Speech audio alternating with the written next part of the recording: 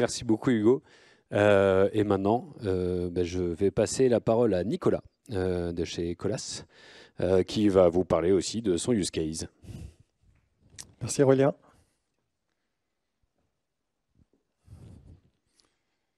Bonjour à tous, Nicolas Tersen. Je suis chez Colas Digital Solutions, qui est en fait la filiale informatique de Colas. Avant de commencer, je voudrais remercier l'équipe ITEROP. Je suis très honoré. Et je voudrais remercier particulièrement Thomas. Comme je ne serai pas là après pour le débrief, je tiens à remercier Thomas et t'offrir ceci. Alors, je vais te dire ce que c'est. C'est deux places pour la finale de rugby en VIP. La France ne jouant plus. Tu comprendras bien, et pour plein d'autres raisons, même si on est très amis depuis qu'on se connaît, que je ne peux pas l'accepter. Mais on ira ensemble. Dommage, Thomas, parce que c'était un beau cadeau que je te faisais. Mais c'est pas grave, je le prends pour moi. Et puis en plus, c'est rien par rapport au séjour aux Seychelles que tu m'avais offert il y a 3 ans.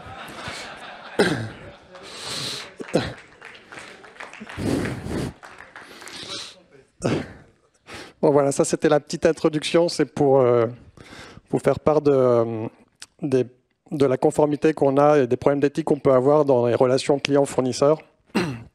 Et effectivement, ce genre de cadeau, chez Colas, est soumis à des règles et à des validations. Je reprends ma zapette. Donc, je vais vous faire part de notre retour d'expérience sur la digitalisation des circuits de conformité. Donc, le besoin, il a été émis par le directeur juridique et conformité du groupe Colas, qui se promène toujours avec une balance, je ne sais pas pourquoi, et qui nous a demandé de digitaliser le recueil des procédures d'application conformité du groupe Colas. Cool. Et dedans, on retrouve toutes les règles quand on reçoit ou on offre des cadeaux, des invitations, lorsqu'on participe à des manifestations collectives ou des organisations professionnelles, lorsqu'on veut faire des actions de mécénat ou de sponsoring, ou de l'intermédiation et du lobbying. On retrouve aussi les règles sur les groupements d'entreprises et lorsqu'on a un potentiel conflit d'intérêts ou on subit une fraude. Donc le recueil n'est pas aussi gros que sur la photo, il y a une 50aine de pages. Mais quand même, il est assez précis. On s'est penché sur le problème et la solution est venue de ITEROP, qui nous a permis de créer le logiciel conformité du groupe Colas.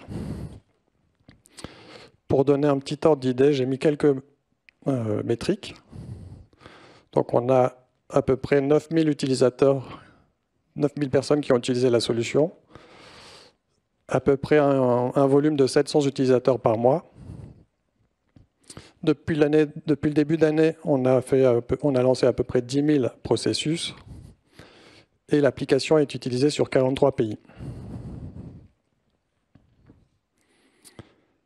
Donc si je reviens en arrière, le projet, en fait, il a démarré en 2020 et ça a été très rapide puisque le 6 juin 2020, on a commencé à construire les modèles.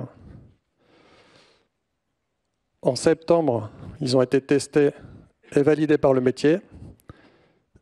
Et le 20 septembre, on lancé l'application sur le groupe Colas. Donc il y a 9 processus dans ceux que j'ai énumérés tout à l'heure. Et ils ont été dupliqués pour avoir une version en anglais. Pour donner un peu plus de concret, j'ai pris 2 exemples. Un premier exemple un peu schématisé pour vous expliquer qu'est-ce qu'une demande, par exemple, de conformité pour un mécénat ou un sponsoring. Donc la première étape, c'est de saisir une demande. Donc le demandeur va remplir un formulaire en indiquant qu'est-ce qu'il veut faire comme action de sponsoring, si c'est du mécénat ou du sponsoring, bien sûr, la durée de l'action, le montant de l'action, le destinataire, et c'est à peu près l'ensemble des éléments. Ensuite, cette demande, elle va partir dans le workflow Interop avec des validations et des avis de la direction juridique.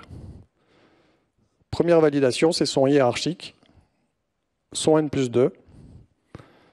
Les deux peuvent refuser. Dans ce cas-là, ça va enchaîner sur un processus qui est commun à tous les valideurs, qui, quand ils refusent, ça va envoyer un mail de notification au demandeur pour l'informer que sa demande est refusée. Si ce n'est pas refusé, ça passe dans les mains du directeur juridique de filiale qui va émettre un avis. Cet avis va être communiqué au mandataire social de la filiale et c'est lui qui décide à son tour si oui ou non l'action de mécénat ou de sponsoring peut être faite. Et ensuite, on rajoute des briques qui n'étaient peut-être pas au début en 2020, mais qui ont été rajoutées par la suite, qui est, mais en fait, si c'est un montant de 10 000 €, il faudrait aussi l'avis du directeur juridique de Business Unit et la validation du directeur régional de BU. Donc ça a été rajouté. Et puis après, ou en même temps, si c'est un montant supérieur à 20 000, il faudrait aussi monter d'une strate pour avoir l'avis de la direction juridique de la division, du groupe, et enfin la validation du directeur général de division. Et le processus se termine par une notification au demandeur, votre action a été validée, une notification au directeur administratif et financier de la filiale, et une dernière tâche pour le demandeur d'ajouter les documents justificatifs de son mécénat ou de son sponsoring. C'était le premier exemple. Deuxième exemple, donc là c'est vraiment une photo du process Interop. C'est un peu compliqué comme ça à visualiser, mais en fait c'est la même chose que ce que j'ai schématisé. Dans tous nos processus, on a une première étape qui est l'identification de l'entité du demandeur. C'est-à-dire que quand on doit valider une demande et qu'on doit la faire valider par un DJ de BU, un DJ de division ou un DG de division, il faut qu'on identifie à quelle entreprise, à quelle société il appartient pour faire appel à un référentiel qui est dans Interop et dire « Ok, il appartient à telle filiale, donc son directeur, enfin ses valideurs de filiale, ce sont ces personnes-là, ses valideurs de BU, ce sont ces autres personnes, et division, etc. » Donc ça, c'est le premier sous-processus qui est commun à tous les processus. La deuxième étape, c'est le formulaire de saisie, classique. Et ensuite, on peut mettre des connecteurs qui permettent de dire, bon, si c'est un cadeau reçu, c'est telle branche qu'il faut suivre, si c'est un cadeau offert, c'est telle autre branche. Si c'est un cadeau reçu, on regarde le seuil autorisé pour la personne. Si le seuil est supérieur, on notifie le demandeur et on lui dit « Ton client ou ton fournisseur est bien gentil, mais il va falloir que tu lui rendes le cadeau. » Et on notifie le directeur juridique de sa filiale. Si c'est inférieur au seuil autorisé, il notifie comme quoi il peut accepter le cadeau et il notifie à son manager. Dans le cadre d'un cadeau offert, on a une autre branche où la demande est validée par son manager, le directeur juridique de la filiale.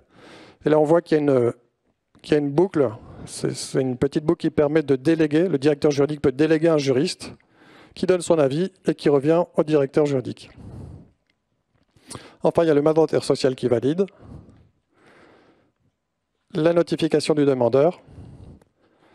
Si jamais le mandataire valide alors que le DJ a donné un avis défavorable, le DJ reçoit un mail comme quoi la demande a été validée malgré un avis défavorable. Et le processus se termine.